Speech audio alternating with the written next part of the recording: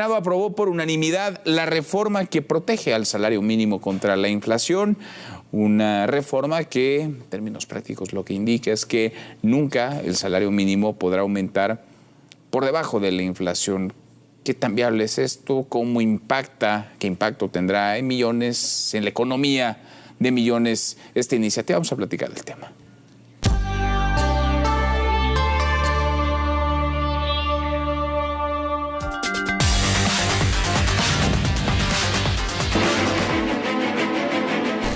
Es correcto que nunca más el salario de las personas, el salario mínimo, aumente por debajo de la inflación.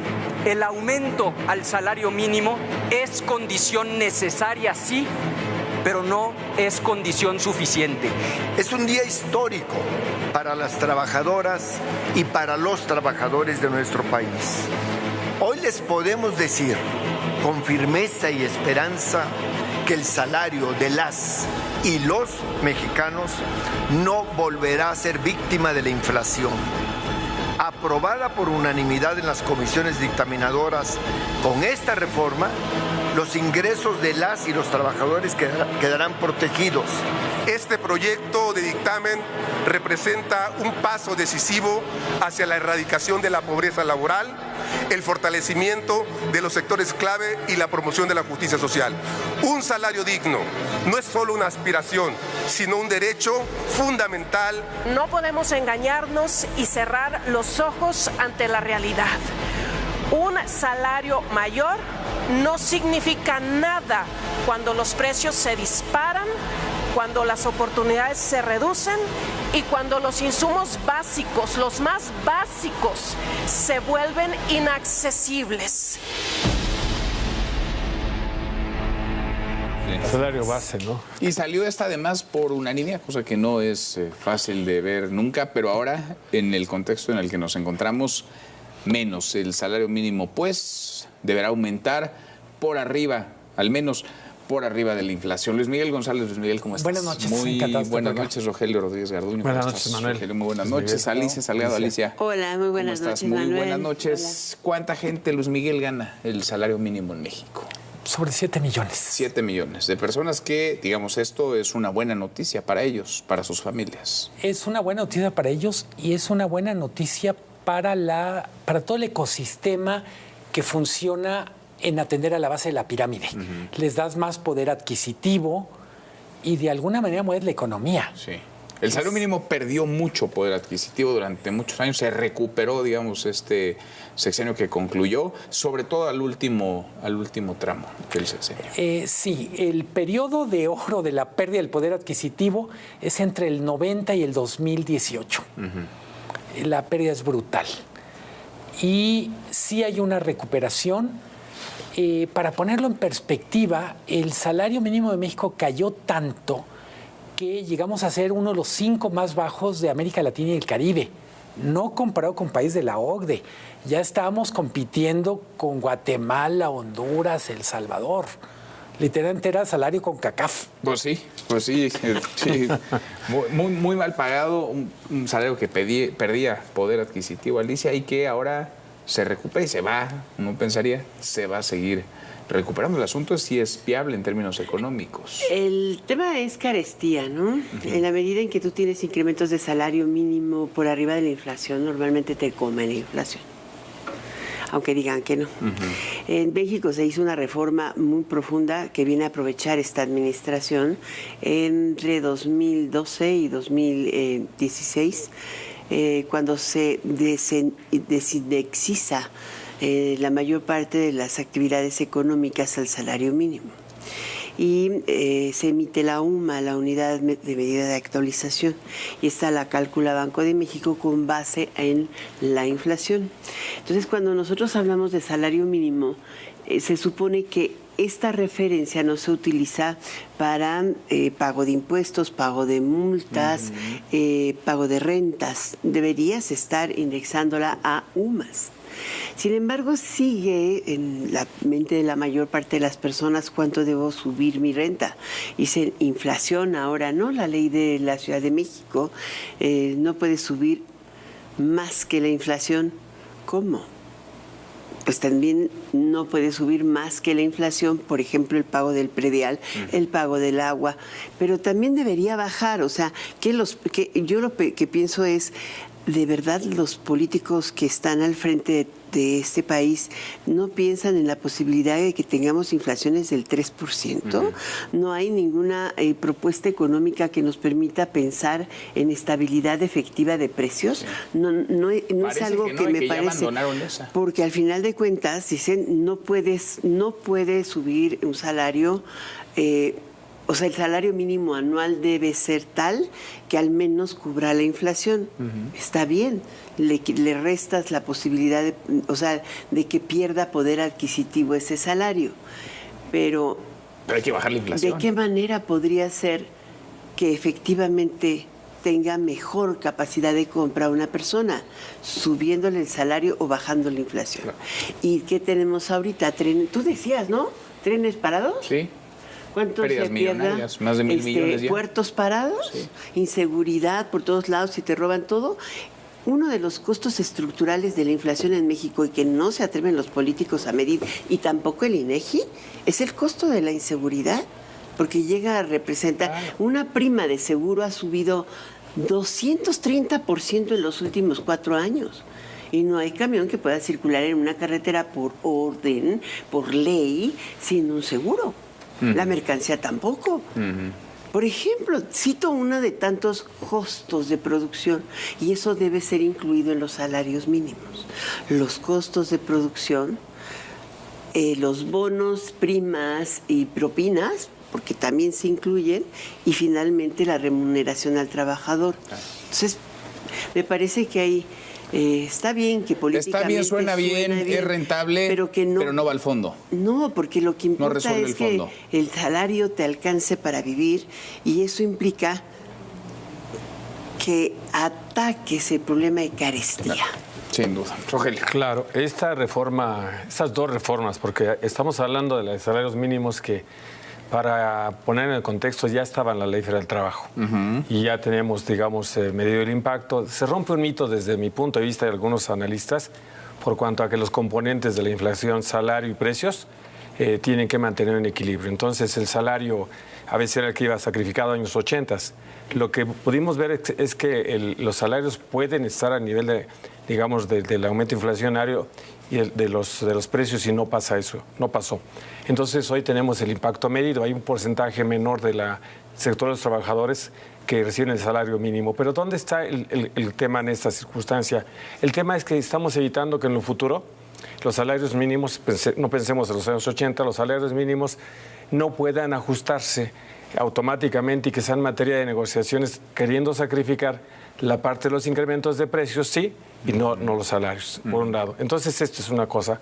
La otra gran reforma, esa es una reforma trascendente hoy de este mismo paquete, es la del apartado B, la que tiene que ver con la fracción 4.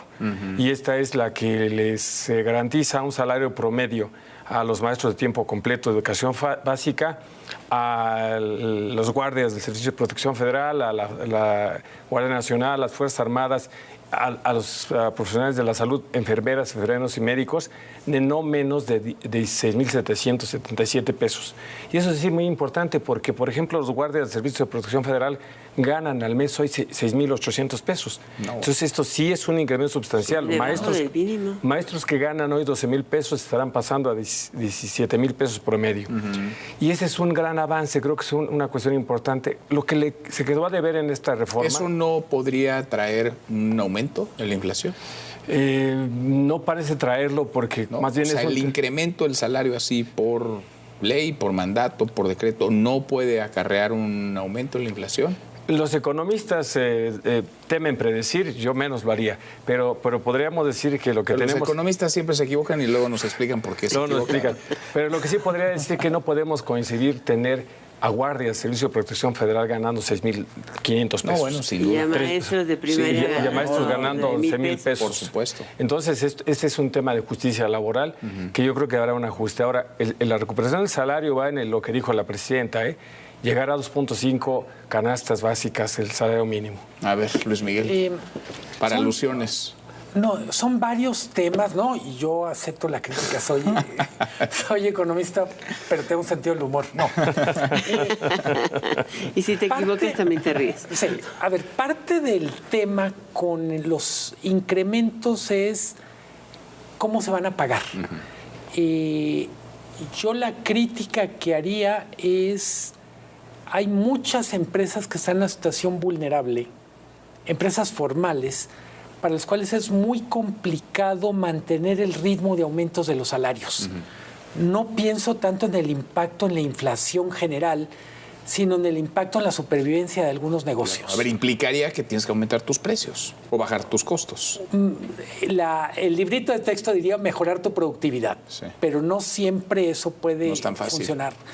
Entonces yo diría, tenemos una mayor exigencia a las empresas, porque no solo son los salarios mínimos, está la discusión para darle forma a la semana laboral de 40 horas. Entonces, asumir que las empresas van a poder hacerlo sin problema es asumir que tenemos un tejido empresarial mucho más robusto del que pensamos. Que les sobra hoy y que entonces pueden jalar la cobija sin mayor problema. A mí me parece que nos ha faltado, me refiero, en otros sexenios, tener una política de apoyo a microempresas eficiente. El sexenio pasado era una política de apoyo a microempresas a secas. Sí. Se acabó el apoyo a microempresas. Yo diría, ¿qué incentivos vas a dar a quien genere empleo para que conserve el empleo, le pueda mejorar la calidad? Luego, decía Rogelio, el problema con estos incrementos a los trabajadores, que es un asunto de justicia, absolutamente de acuerdo, no es tanto el impacto inflacionario, el impacto en finanzas públicas.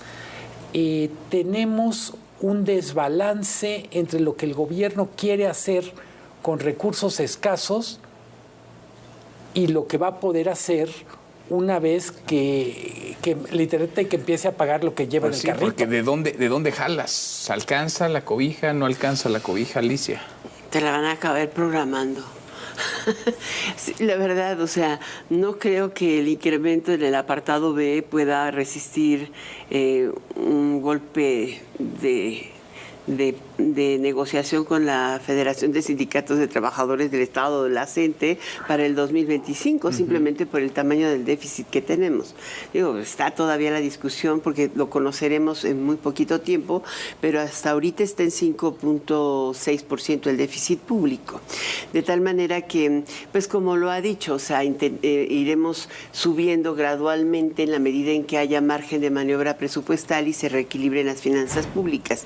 Ese es uno de los temas, pero sí tiene razón en gran medida Rogelio, porque el apartado B tiene una enorme injusticia.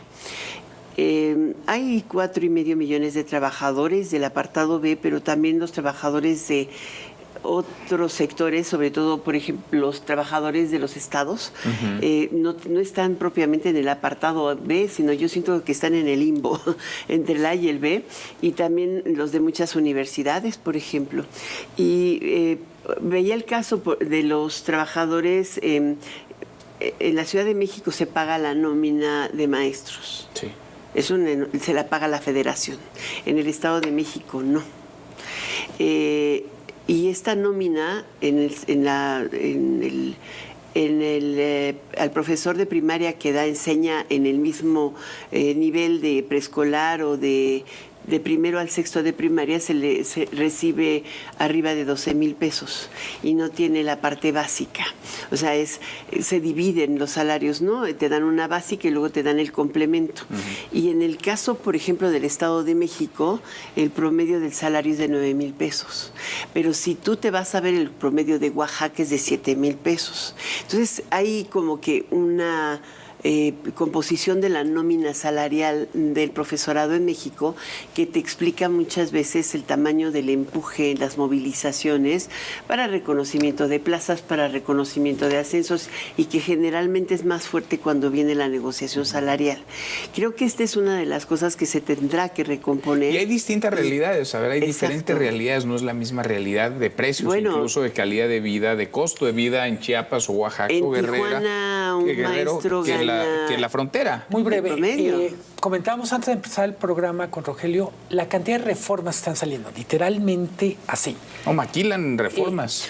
Y Sí. yo pienso, si a esta reforma dijeras, no es el promedio nacional aplicable en todos lados, sino el promedio del sueldo en el estado donde se va a pagar, te permitiría hacer ese ajuste que me parece que mantendría el espíritu que es, vamos dignificando trabajos que son claves, salud, seguridad, educación, pero no vamos forzando a lo imposible, que es que en Oaxaca ganen lo mismo que Nuevo León, porque para Nuevo León va a ser muy poco, pero para Oaxaca va a ser mucho el esfuerzo. Sin duda, totalmente.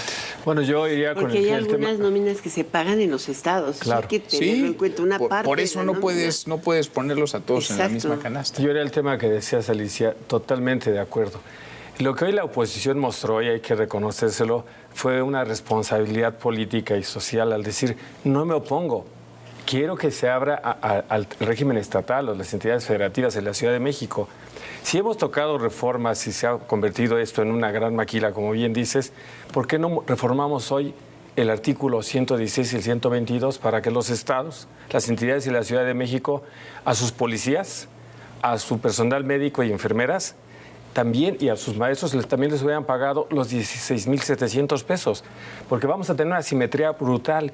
Y si por otro lado la estrategia de seguridad, nos lo ha dicho el secretario Harfuch, lo dijo en los ejes, es fortalecer la seguridad de las entidades y la cooperación, no veo cómo. Porque no veo cómo un policía de Hidalgo o de Tlaxcala o de Morelos pueda ganar 4,000 pesos mensuales, es impensable. Y pretender que se coordine, o un maestro Pretender que se queda quieto con esos 4,000. Claro. Y ahora otra cosa, y creo que eso se tiene que decir y poner en la mesa, fue a los maestros de tiempo completo de nivel básico, no a los de medio tiempo. Entonces son más los de medio tiempo, son los que están realmente en la precariedad y son los que le dan clases a nuestros hijos. Yo creo que ahí tenemos que revisar. Sin duda. Creo que en esencia hay buenas intenciones, es un asunto de justicia, de un rezago acumulado, pero al final la política no es solo decir esto hace falta y a ver de dónde sale el dinero. No, hay que arrastrar el lápiz y hay que ver la viabilidad de lo que se legisla. ¿Y en qué periodo lo puedes implementar? Si simplemente dijéramos, este es el objetivo y revisaremos de tal manera que no nos desviemos de la ruta, pero creo que hay un enorme riesgo, por un lado, generar expectativas que no vas a poder satisfacer, o por el otro lado, para satisfacer estas expectativas, que termines rompiendo la alcancía y después no tengas cómo llenarlo otra vez. Y lo veremos porque estamos ya adentrándonos a esa discusión. Veremos la discusión presupuestal hacia el cierre de año. Veremos de dónde sacan el dinero, cómo jalan la cobija y a quién terminan, porque alguien van a terminar descobijando. Alicia, gracias, muchas gracias. Muchísimas gracias, Manuel. Gracias, Rogelio, muchas gracias. Luis Miguel, gracias. Hasta mañana. Pásala bien.